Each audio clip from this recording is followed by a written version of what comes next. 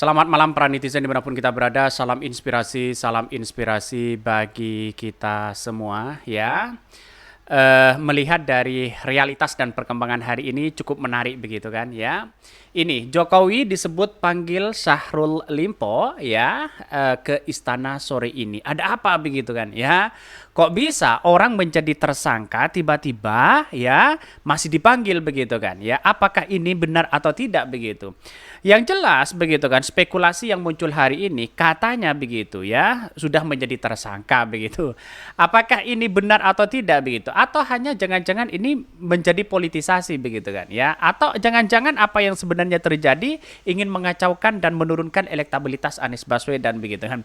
Biasanya orang itu kalau menjadi tersangka kan diborgol ya dibawa di situ begitu. Jangan-jangan tidak ada alat bukti begitu kan begitu logikanya begitu. Jadi masyarakat hari ini masih simpang siur terhadap apa namanya SYL ini begitu kan ya untuk menjadi tersangka begitu.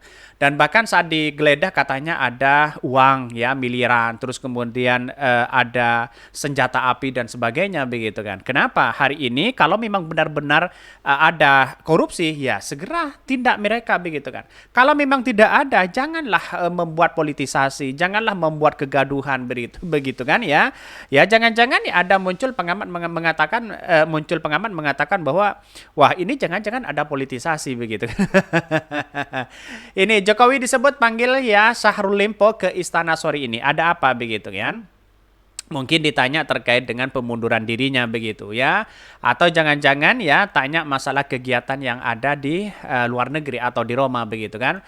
Bahkan di satu sisi Surya Paloh mengatakan ini sebenarnya prestasi dari SCL ini sangat luar biasa begitu kan katanya begitu ya. Ini komentar-komentar dari netizen, kalau udah jadi tersangka kenapa bisa bebas ya, ini pertanyaan penting begitu dari netizen begitu kan ya. Kenapa kok masih bebas begitu? Jangan-jangan ada kaitannya dengan politisasi, jangan-jangan ya karena SYL ini begitu kan karena orang Bugis, orang Makassar misalnya begitu kan ya, yang kemudian dampak positif luar biasa begitu kan ketika Anies Baswedan menggaungkan perubahan di sana disambut jutaan orang begitu. Apa ada kaitan dengan seperti itu untuk bagaimana caranya untuk menurunkan elektabilitas Anies Baswedan? Bisa saja hal-hal seperti itu begitu kan ya.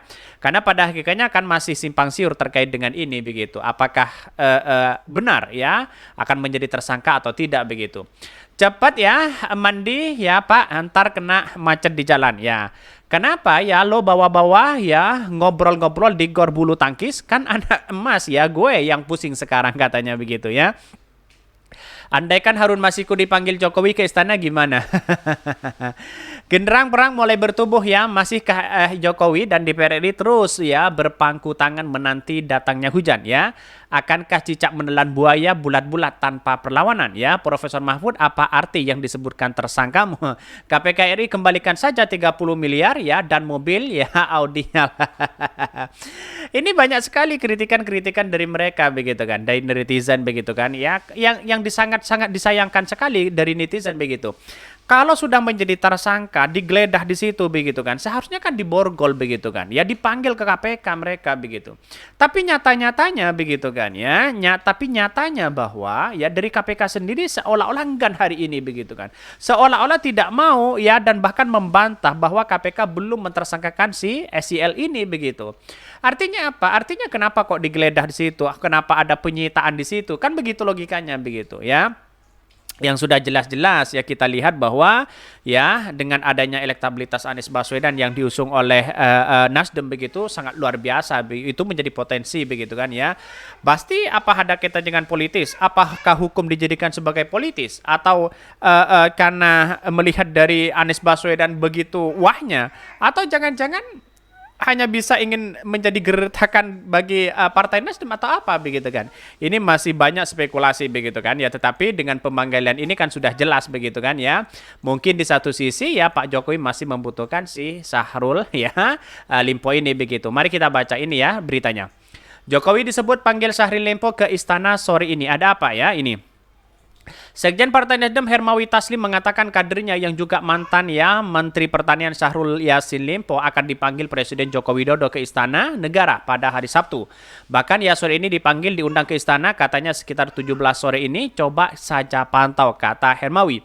Meski begitu, Hermawi mengklaim tak mengetahui alasan panggilan tersebut. Bahkan di satu sisi nggak ngerti soal apa, katanya Syahrul sebelumnya dikabarkan terseret dugaan kasus korupsi penempatan pegawai Kementerian Pertanian yang kini sedang disidik KPK. Karenanya Syahrul mengajukan pengunduran diri dari jabatannya sebagai Menteri Pertanian Kok bisa begitu kan setelah ada dari pihak kepolisian yang katanya akan naik ke tahap penyidikan begitu kan kasus pemerasan itu, tiba-tiba Pak Jokowi memanggil si Syahrul Limpo. Ada apa begitu? Ini menarik begitu kalau kita analisis lebih dalam begitu kan biarlah para pengamat dan analis yang kemudian mengungkapkan itu begitu Saya hanya memberikan penjelasan saja begitu.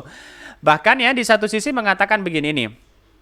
Bahkan surat pengunduran diri 3 telah disetujui oleh Jokowi pada hari Jumat. KPK mengaku telah menemukan 3 klaster terkait dugaan korupsi di lingkungan Kementan yang diselidiki saat ini merupakan klaster pertama. Puluhan pihak terkait dengan telah diklarifikasi dalam proses penyelidikan dugaan kasus tersebut satu diantaranya Syahrul Yassin Limpo. Di sisi lain Polda Metro Jaya juga menerima laporan dugaan pemerasan yang dilakukan oleh pimpinan KPK kepada Syahrul.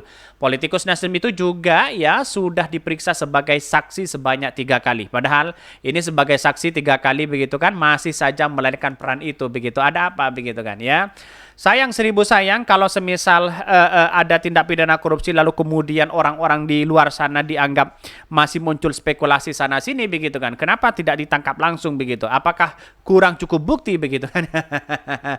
Jadi saya kira bahwa melihat dari hal ini begitu kan ada kaitan yang sangat politis sekali begitu kan karena pada hakikatnya KPK sekarang ini agak simpang siur dan miskomunikasi dengan Pak Mahfud MD begitu kan yang mengatakan sudah pasti tersangka mereka begitu, tapi pada akhirnya kalau seperti ini biasanya begitu orang yang tersangka kan diborgol begitu kan jadi apakah masih takut atau apa wallahualam, kita lihat saja nanti begitu Bahkan di sisi lain ini sementara Ketua KPK Firly Bahuri membantah dirinya dan jajarannya begitu pimpinan KPK lain melakukan pemerasan kepada Menteri Pertanian Syahrul Yassin Limpo terkait pengusutan dugaan korupsi di Kementerian Pertanian.